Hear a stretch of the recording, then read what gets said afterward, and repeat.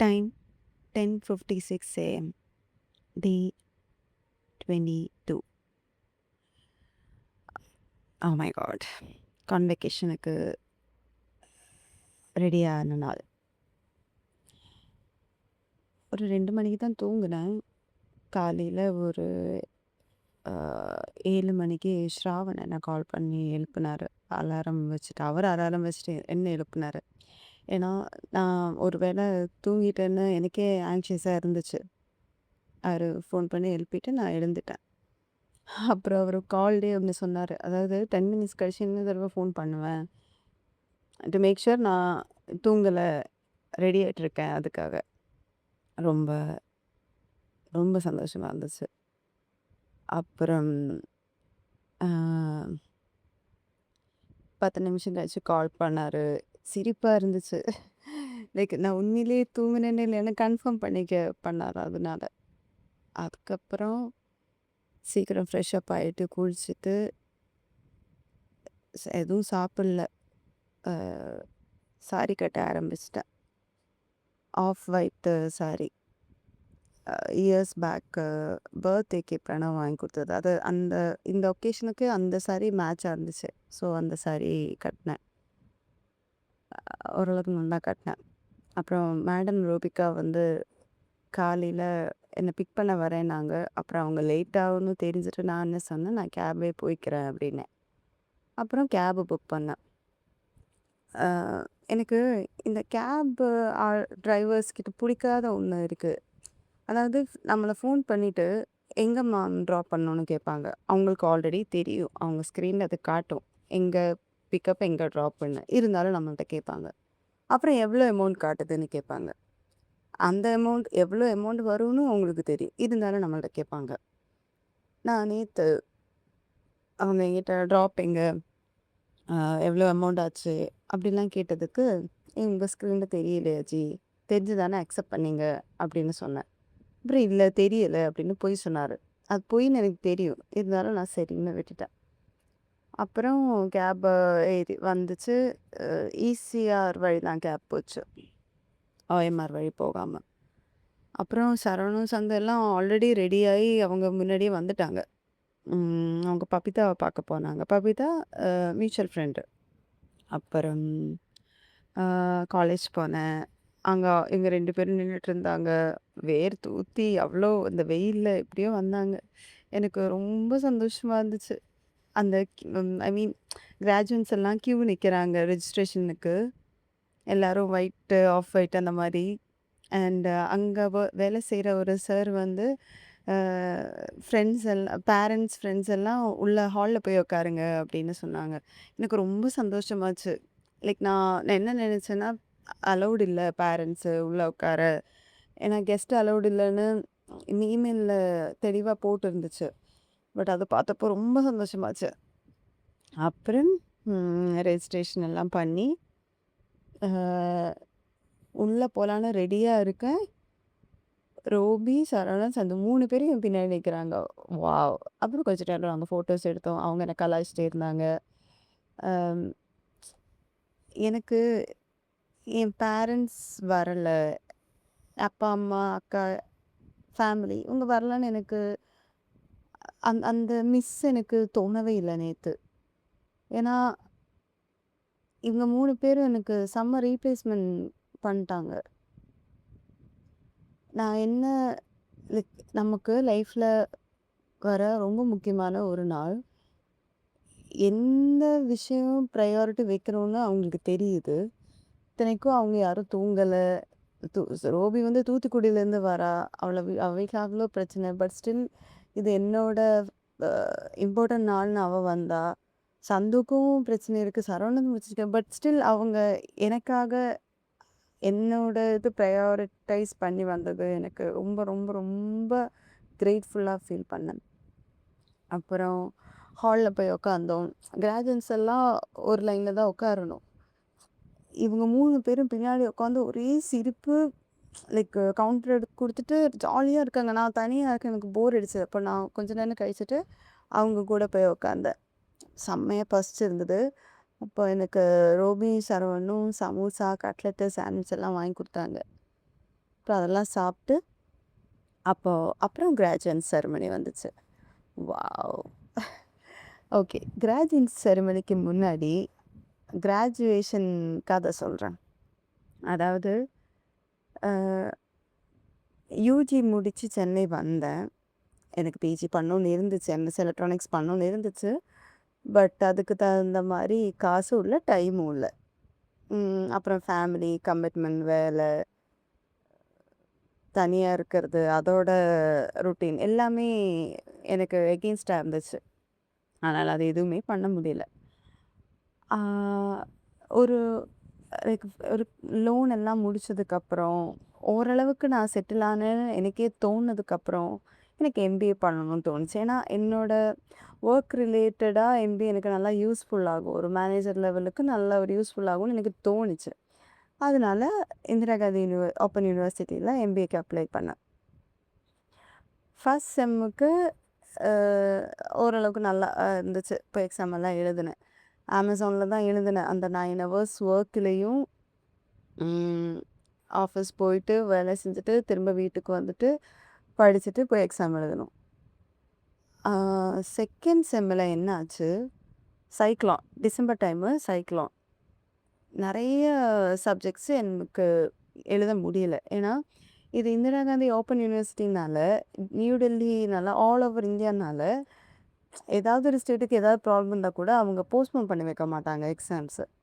இந்த சைக்ளோனில் ரோட் ஃபுல்லாக தண்ணி. என்னால் ஷோலிங்லேருந்து வேளச்சேரி வரைக்கும் போக முடியல. குருநானக் காலேஜில் தான் எனக்கு எக்ஸாம். ரொம்ப கஷ்டமாக இருந்துச்சு. கரண்ட்டும் இல்லை, போக வழியும் இல்லை. ரோட் ஃபுல்லாக தண்ணி, ஒன்றுமே பண்ண முடியாது. ஸோ அதனால் தேர்ட் செம்மில் 14 சப்ஜெக்ட் எழுத வேண்டிய நிலைமை வந்துச்சு. தேர்ட் செம்மா ஃபோர்த் செம்மா தேர்ட் செம் தான். 14 சப்ஜெக்ட் எழுத வேண்டியதாக போச்சு. Oh my God! கிட்டத்தட்ட செத்துட்டேன். ஏன்னா கண்டினியூஸ் 14 டேஸ் எக்ஸாம், அதுவும் 2 to 5 ஆஃப்டர்நூன். இதில் அதுக்குள்ளே நான் வந்து இங்கே வந்துட்டேன், ப்ரைடு வந்துட்டேன். கஷ்டம் என்னென்னா எக்ஸாம் முடிச்சுட்டு ஆஃபீஸும் போகணும். ஏன்னா லீவ் இல்லை, தனியாக வேறு இருக்கேன். சமைக்கணும், சாப்பிடணும், வீட்டு வேலை பண்ணணும், கேட் ஃபேமிலியை பார்த்துக்கணும், ஆஃபீஸ் போகணும், அங்கே வேலை செய்யணும், படிக்கணும். மை காட், எக்ஸ்ட்ரீம்லி ஹெக்டிக்கான ஒரு டைமு. பட் எப்படியோ அந்த இதுலேயும் நான் வந்து 14 சப்ஜெக்டில் 13 சப்ஜெக்டும் பாஸ் ஆனேன். ஒரே ஒரு சப்ஜெக்ட்டு ஃபெயில் ஆச்சு. ரொம்ப ஃபீல் பண்ணேன். லைக் நான் அவ்வளோ நல்லா படிக்கலாம் இல்லை, பட் பாஸ் ஆகிற அளவுக்கு நான் படிச்சுட்டு தான் போனேன். அண்ட் என்னோடய ஃபுல் இது நான் கொடுத்தேன், எஃபர்ட்டு நான் போட்டு நான் எழுதினேன். பட் அந்த ஒரு சப்ஜெக்ட்டு ஃபெயில் ஆச்சு. ரீவேல்யூஷன் கொடுத்தேன், பட் அதுவும் ஃபெயில் ஆச்சு. சரி, நம்ம ஃபோர்த் செம்மில் அதை எழுதலாம், நான் ஃபோர்த் செம்மில் எழுதினேன். அதுலேயும் ஃபெயில் ஆகிட்டேன். எனக்கு கிட்டத்தட்ட என்னடா நம்ம நல்லா தானே எழுதணும், நல்லா தானே படித்தோம், நல்லா அழுதேன், ரொம்ப கஷ்டமாக இருந்துச்சு. ஏன்னா இதுக்கு மேலே என்னால் எஃபர்ட்டு எனக்கு தெரியல. அப்புறம் சரி, இன்னொரு தடவை எக்ஸாம் எழுதுறதுக்கு முன்னாடி ரீவேல்யூஷன் போட்டு பார்ப்போம்னு ரீவேல்யூஷன் போட்டால் பாஸ் பண்ணி விட்டுட்டாங்க. அப்போ தான் தெரிஞ்சது நான் நல்லா தான் எழுதியிருக்கேன். அவங்க ரீவேல்யூஷன் அந்த இது வேணுங்கிறதுக்காக ஃபெயில் பண்ணி விட்ட மாதிரி இருந்துச்சு. இதுதான் அந்த எம்பிஏ கதை. ஆக்சுவலி நிறைய தடவை எம்பிஏ பண்ண வேண்டாம், மிட்லேயே ஸ்டாப் பண்ணிடலான்னு வரைக்கும் தாட் வந்துச்சு. பட் நல்ல மோட்டிவேஷனெல்லாம் என் அக்கா மோட்டிவேட் பண்ணா, நல்லா பிரதீப் மோட்டிவேட் பண்ணா, ரோபி மோட்டிவேட் பண்ணா, யாரெல்லாமோ மோட்டிவேட் பண்ணாங்க என்ன. அதெல்லாம் மறக்க முடியாத ஒன்று. அப்புறம் எம்பிஏ செரிமனி ஸ்டேஜில் அந்த க்யூவில் நான் நிற்கிறேன். 183 ஃபாஸ்ட் லெஃப்ட் ரிட்டர்ன்னு சொல்லிட்டு அப்படியே உள்ளே என்டர் ஆகிறேன். சர்டிஃபிகேட் கொடுத்தாங்க. வைஸ் சான்சலர் வந்து நான் எங்கே வேலை செய்கிறேன், ப்ரைடுன்னு சொன்னேன். இல்லை, அப்போ எங்கே வேலை செய்கிறேன்னு கேட்டாங்க. அப்போ நான் ப்ரைடுன்னு சொன்னேன். ஐடியான்னு கேட்டப்போ செமி ஐடி அப்படின்னு. அப்புறம் வந்துட்டேன். இப்படி நடந்து இவங்க உட்கார சீட்டுக்கு வந்துட்டேன். சாரு ஆப்வியஸ்லி கலாய்ச்சி இருந்தா. அப்புறம் இதில் இன்னொரு ட்விஸ்ட் என்னென்னா, ஸ்ராவனுக்கு வரணும்னு ரொம்ப ஆசையா இருந்துச்சு. ஆனா கெஸ்ட் அலோவ்ட் இல்லன்னு சொன்னனால, அ நான் அவர வரவேணாம்னு தான் சொன்னேன். ஆனா கெஸ்ட் அலோவ் பண்றேன்னு சொன்னதுக்கப்புறம் அவரு வந்திருந்தாரு. ஆனா நான் அவர பார்க்கவே இல்ல. அவரு வந்து நல்லா ஃபோட்டோஸ் எல்லாம் எடுத்து எனக்கே அத அனுப்புனாரு. ரொம்ப அதுவும் ரொம்ப லைக் அன்எக்ஸ்பெக்டட்லி அ நல்லா இருந்துச்சு. எக்ஸ்பெக்ட் பண்ணல. எனக்காக இவ்ளோ எஃபோர்ட் எடுத்து வருவாங்க அப்படின்னு. ம். அதுக்கப்புறம் இவங்க கூட எல்லாம் செல்ஃபி எடுத்துட்டு, கிராஜுவேஷன் ஃபோட்டோஸ் எல்லாம் எடுத்துட்டு, சர்டிஃபிகேட் ஃபோட்டோலாம் எடுத்துட்டு, அப்புறம் எல்லா கிராஜுவேட்ஸோட குரூப் ஃபோட்டோ எடுத்துட்டு, நாங்க அ கெளம்புனோம். செம்ம வெயிலு. எனக்கு நல்லா டயர்ட் வேற. அப்படியே ஆஃபீஸ் போயிட்டு, பேக் வச்சுட்டு, ஸ்வைப் போட்டுட்டு, நேரா பிலால் போனோம். அ ஆஃபீஸ் பக்கத்துலயே ஒரு பிலால் இருக்கு. அங்க போயிட்டு mutton biryani, chicken lollipop, Arabian grape juice. இதில ஃபன் என்னன்னா, நான் மட்டன் பிரியாணில மட்டன் சாப்பிட மாட்டேன். பிரியாணி மட்டும் சாப்பிட்டுட்டு, சிக்கன் லாலிபாப் நல்லா சாப்பிட்டேன். அப்புறம் கிரேப் ஜூஸ் சாப்பிட்டு வயிறு நல்லா ஃபுல்லா இருந்துச்சு. அதே டைம்ல நல்லா டயர்டாவும் இருந்துச்சு. அப்படியே ஆஃபீஸ் போனேன். ரொம்ப நேரம் ட்ரை பண்ணேன். டயர்டா இருந்துச்சு. அப்புறம் சிக் ரூம்ல போயிட்டு ஒரு 25 மினிட்ஸ் ஒரு நேப் எடுத்தேன். அப்பதான் கொஞ்சம் ஓகே ஆனேன். அதுக்கப்புறம் இதுக்கு இடையில நாங்க அ ஸ்வைப்பு வைக்கிற வந்த டைம்ல வந்து ரோபி பொக்கே, கிரீட்டிங் கார்ட் எல்லாம் குடுத்தாங்க. அவ எப்பவுமே பண்றது தான். ஆனா கிராஜுவேஷன் செரமனில அது கிராஜுவேஷனுக்காக அது பண்ணது இன்னும் அப்படியே ஆன்னு ஆயிடுச்சு. லைக் அவளுக்கு அவ்ளோ பிரச்சனையிலயும் அவ என்ன இந்த இதுல எனக்கு இம்பார்ட்டன்ஸ் குடுத்தாங்கிற ஒரு சந்தோஷம் எனக்கு இருந்துச்சு. ம். அதுக்கப்புறம் ரோபி கொஞ்சம் அப்படி இப்படி தான் இருந்தா. கொஞ்சம் பொசசிவா தான் இருந்தா. பாஸ் யாரு? பாஸ் கூட போ. பாஸ் கிட்டயே கேளு. அந்த மாரிலாம் பேசினா. But still at the end of the day it's ரோபி. அவளோட எனக்கு பிடிக்காத பல விஷயம் அவ பண்ணாலும், ஸ்டில் நம்மளால விட்டு குடுக்க முடியாதுல்ல. அப்படி. அதுக்கப்புறம் அவ ஆட்டோல ஏறி போயிட்டா. ஆ நாங்களும் ஆஃபீஸ் வந்துட்டோம். அதுக்கப்புறம் தான் நான் இந்த நேப்பெல்லாம் எடுத்தேன். ம். நெறைய பேர் சாரி நல்லாருக்குன்னாங்க. நானும் அழகா இருக்கேன் அப்டின்னாங்க. ரொம்ப சந்தோஷம். பட் எனக்கு தான் தெரியும் எவ்ளோ டயர்டா இருந்தேன்னு. நான் கன்டினியூஸா ஒரு 3, 4 டேஸ் வந்து ஒரு கம்ப்ளீட் ஸ்லீப் ஸ்கெட்யூல் எனக்கு ஃபாலோ பண்ண முடியல. அதுக்கப்புறம் 6:30க்கா நாங்க காஃபி பிரேக் வந்தோம். எனக்கு எனர்ஜியே இல்ல. காஃபியாவது குடிக்கணும்னு வந்தோம். நெறைய பேசினோம், கலாய்ச்சோம். ஆஃபீஸ்ல என்னென்னமோ சொல்லி கலாய்ச்சோம் சரவணன், சந்து, நானு. ஆக்சுவலி Instagramல போட்டதுக்கு அவங்க வாழ்க்கையெல்லாம் போயிடும். இனி சோழிங்கநல்லூர்ல தான் வாழணும் அப்டின்லாம் சொல்லி கலாய்ச்சிருந்தாங்க. அப்புறம் நான் வந்து நேத்து ஹீல்ஸ் தான் போட்டேன். அதுல ஒரு பிளாஸ்டிக் மாரி ஏதோ ஒண்ணு இருக்கு. அது ரொம்ப ஹீட்டு குடுக்கும் ஃபீட்டுக்கு. அத போட்டு நடக்கவே முடியல. அவ்ளோ வலிச்சிருந்தது. ஸோ ரோபி வீட்டுக்கு போனதுக்கப்புறம் போர்ட்டர்ல ஒரு பிரேஸ்லெட்டு அத நான் அவளுக்கு வாங்கி குடுத்தது. அதில ஏதோ கொஞ்சம் அத்து போயிடுச்சு. அத வந்து ஃபிக்ஸ் பண்ணணும். அதுக்கு அதுவும், அப்புறம் ஒரு பேர் ஆஃப் நியூ செப்பல். அப்புறம் எனக்கு புடிச்ச 2 ஃபெரோ ரோஷரும். ஃபெரோ ரோஷர் கிளாசிக்கும், ஃபெரோ ரோஷர் ரஃபேலும். அப்புறம் அவ போட்டிருந்த எனக்கு புடிச்சிருந்த 2 ஷர்ட் இருந்துச்சு. அதையும் எல்லாம் போட்டு போர்ட்டர்ல அனுப்பியிருக்கா.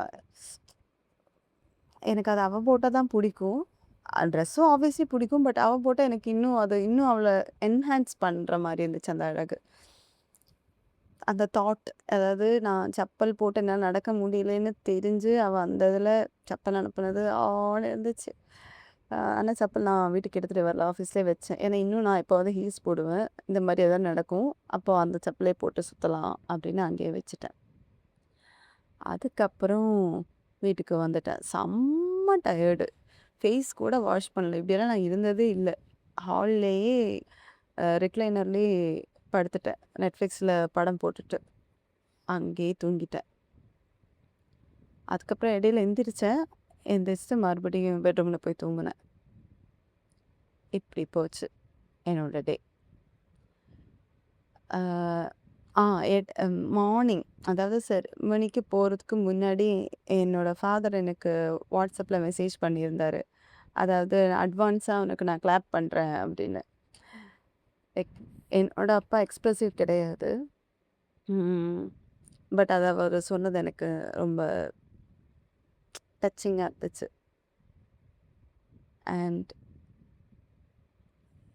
என்னதான் உலகத்துல நடந்தாலும், எனக்கு என்ன பிரச்சனை வந்தாலும், இல்ல என் ஃப்ரெண்ட்ஸ்க்கு என்ன பிரச்சனை வந்தாலும், ஃப்ரெண்ட்ஸுன்னு எனக்கு சொல்ல புடிக்கல. எனக்கு ஃபேமிலின்னு தான் சொல்ல புடிக்குது. அவங்கள நான் மிஸ்ஸே பண்ணக்கூடாதுன்னு நெனைக்கிறேன். ரொம்ப கிரேட்ஃபுல்லா ஃபீல் பண்றேன். எத்தன பேருக்கு அந்த பாக்கியம் கிடைக்கும் எனக்கு தெரியல. ஆனா, ஃபேமிலி இருந்தும் எனக்கு அந்த ஃபேமிலியோட அந்த அரவணைப்பு எனக்கு கிடைக்கல. பட் ஃப்ரெண்ட்ஸுங்கிற நேம்ல எனக்கு கிடைக்கலங்கிறத ஒண்ணு அவங்க எனக்கு ஃபீலே பண்ண வைக்கல. நான் மிஸ்ஸே பண்ணல ஆக்சுவலி. அது அதுக்கு நான் ரொம்ப லக்கின்னு ஃபீல் பண்றேன். Really grateful. Day ended.